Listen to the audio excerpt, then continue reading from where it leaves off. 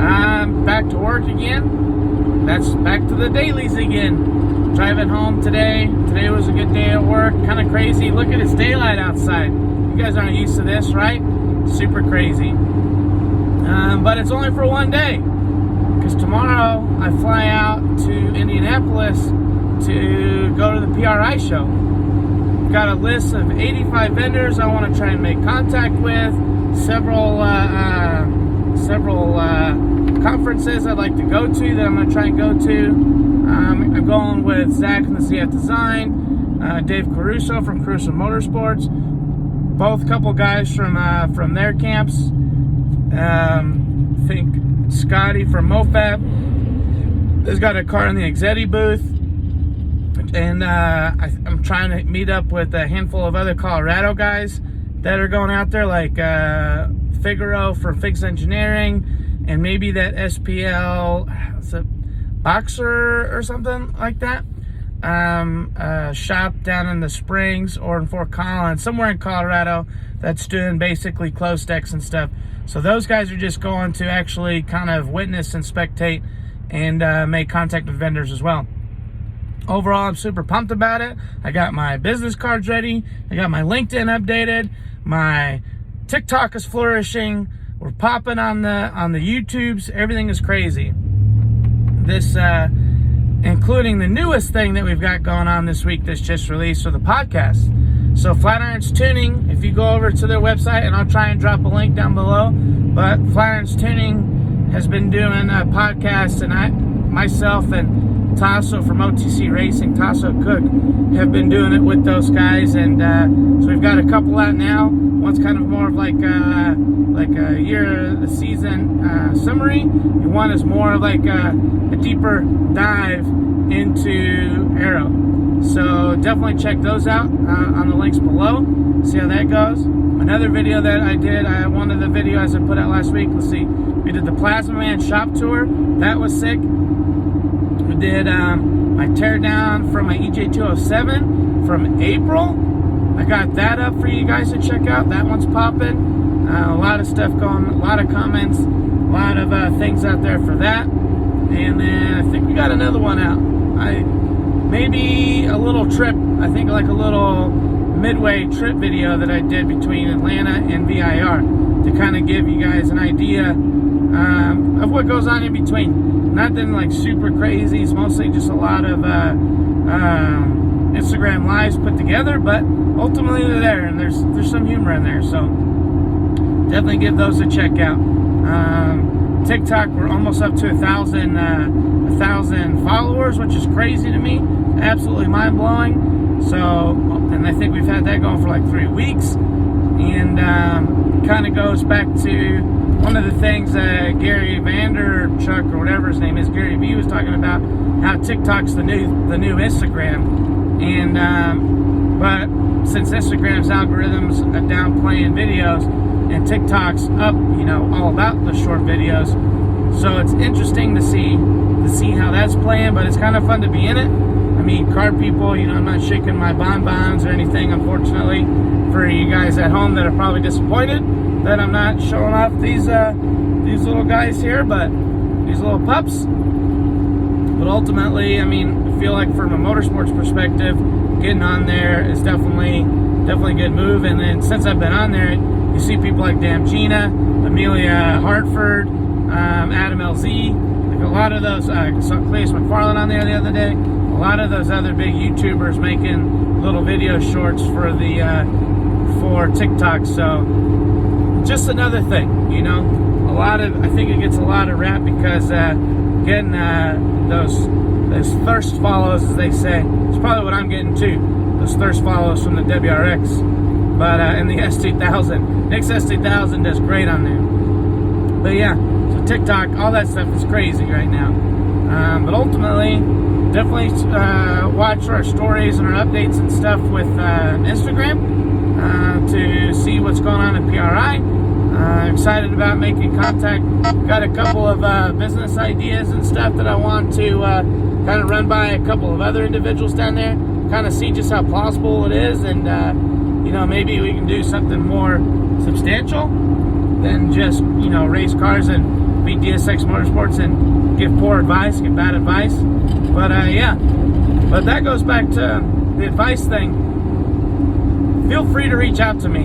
I'm all about messaging people. Sometimes I message way too late in the night, but that's okay. I have weird hours, so definitely don't feel bad about messaging me at 3 o'clock in the morning if you're thinking about something wherever you're at. And I'm either up or I'm asleep. And if I'm asleep, I don't hear it. So it doesn't bother me. So I'll get back to you guys as quick as I can. Definitely feel free to read the message in the comments. But a lot of good stuff going on. A lot of good conversations out there starting and stuff. One of those conversations, I was talking with my buddy Joey, I think it's Mallet. I don't know, a buddy of mine from a guy I met in Austin, Texas. A guy who's been trying to get his WRX more into track stuff. Excuse me. We are talking about fueling. So he asked me what my fuel system is. So basically the quick rundown is that I got an RCM 340 fuel pump hardwired into the fuel tank. And that feeds through the stock lines, which kind of sucks.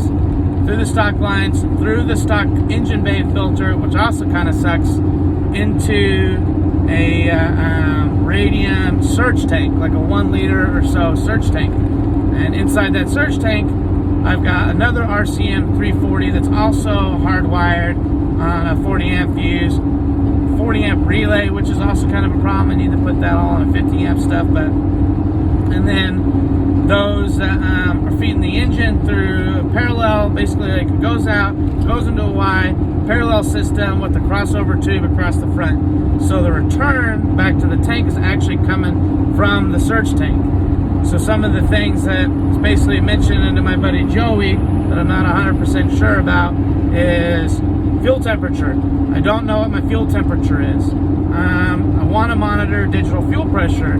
These are all kinds of things that I want to see while I'm actually running at the track. Maybe not actually physically watching, but definitely have those safeguards in place that, with the standalone, and definitely log that stuff. See if that's causing problems. Seems like since I've been on E85, I've had problems. Also seems like since I tried to run NASA, I've had problems, since 3 of my motors this year all went at NASA events, which is kind of ironic because those are actually my lower power events. That being said, and even that 4th motor is actually running my lower Powertune as well. But, not 100% sure if my system's what you want to replicate. I've also ran, just recently I was running the Deutschwerk 1000cc injectors, and then before that I was running the ID 1750s. And the biggest reason I went to the 1750s versus the 1300s, because I wanted to be able to I wanted enough fuel injector to run E85 at, say, 550 wheel without having to adjust the stock pressure.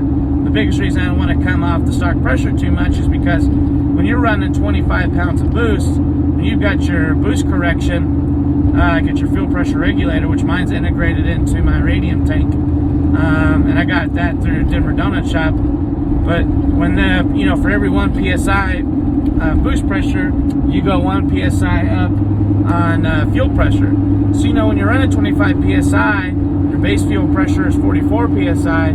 Then you're talking about 70 pounds of pressure, which isn't that crazy, I guess. Not super wild, but think if you're running, if I was running 1300s at 500 wheel, I'd have to be running like 52 psi to start. And now you're talking about higher, in the 70s, from the 60s to the 70s, so almost pushing the 80s.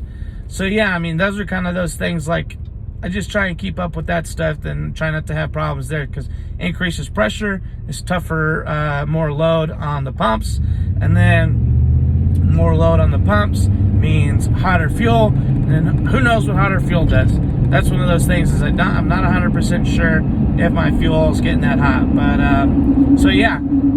that's basically my fuel system in a nutshell. Let me know if you think that my RCM's 340 liter per hour pumps aren't enough. I'm kind of skeptical myself, but maybe they are. I don't know.